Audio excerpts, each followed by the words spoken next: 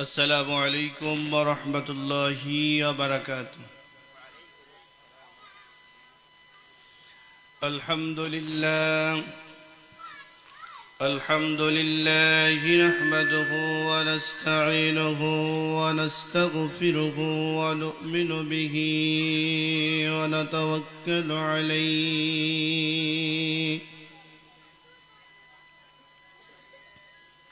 ونعوذ بالله من شرور أنفسنا ومن سيئات أعمالنا. من يهده الله فلا مضل له ومن يضلله فلا هادي له.